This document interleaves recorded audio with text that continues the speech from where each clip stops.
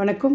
இன்றைக்கி நம்ம என்ன செய்ய போகிறோன்னா பீஸா ஆம்லேட், எக் ஆம்லேட். வாங்க அது எப்படி செய்யுதுன்னு பார்க்கலாம். அதுக்கு 4 முட்டை எடுத்து உடச்சி ஊற்றிக்கோங்க. கூடவே பெப்பர் பொடி, உப்பு, கொஞ்சமாக தனி மிளகாத்தூள், அதுக்கப்புறமா மஞ்சள் பொடி கொஞ்சம் சேர்த்துட்டு, அப்புறம் பொடியாக நறுக்குன்னா 2 வெங்காயம், ஒரு 4 பச்சை மிளகா, கொஞ்சம் கொத்தமல்லி, கொஞ்சம் கருவேப்பிலையும் சேர்த்துட்டு நல்லா கலந்து விட்டுக்கோங்க.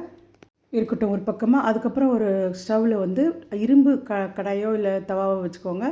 1 டீஸ்பூன் அளவுக்கு ஒரு சின்ன துண்டு பட்டர் அதை சேர்த்துக்கோங்க. சேர்த்துட்டு இப்போ நம்ம கலந்து வச்சுருக்கோம் இல்லையா ஆம்லேட்டுக்கானது, அதெல்லாம் அதில் சேர்த்துட்டு நான் இப்போ வந்து சீஸு அதை வந்து துருவி வச்சுருக்கேன். அதை இதில் கொஞ்சமாக தூவிட்டு, இப்போ நான் முட்டை வந்து ஒரு 2 முட்டை வேச்சு இப்போ 2ஆக கட் பண்ணி வச்சுருக்கேன். அதையும் வந்து இந்த மாதிரி 4 பக்கம் வச்சுட்டு, அதுக்கு மேலேயும் வந்து சீஸ் வந்து தூவிடுங்க.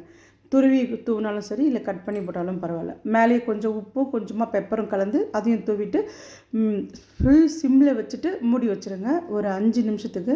அதுக்கப்புறமா திறந்து பாருங்கள். குழம்பு சாம்பார் கொதிக்குது தோசைக்கு. அதுக்கப்புறமா இப்போ பாருங்கள், நம்மளோட ஆம்லேட் சூப்பராக ரெடி ஆகிடுச்சு பாருங்கள். இது ரொம்பவே சூப்பராக இருக்கும். பசங்க முட்டை சாப்பிட்லன்னா கூட சாப்பிடுவாங்க. இந்த மாதிரி பீஸா கட்டரை வச்சு கட் பண்ணிவிட்டு அப்படியே எடுத்து சாப்பிட்டோன்னா அவ்வளோ அருமையாக சூப்பராக டேஸ்ட்டாக இருந்தது. மறக்காமல் நீங்களும் செஞ்சு பாருங்கள். நம்ம சாப்பிட்டு பார்த்துடலாம். அவ்வளோ அருமையாக டேஸ்ட்டாக இருக்குது. அப்படியே பீஸா சாப்பிட்ற மாதிரி நல்லா இதாக இருக்குது, ஜூஸியாக இருக்குது, கிறிஸ்பியாகவும் இருக்குது. தேங்க்யூ ஃபார் வாட்சிங்.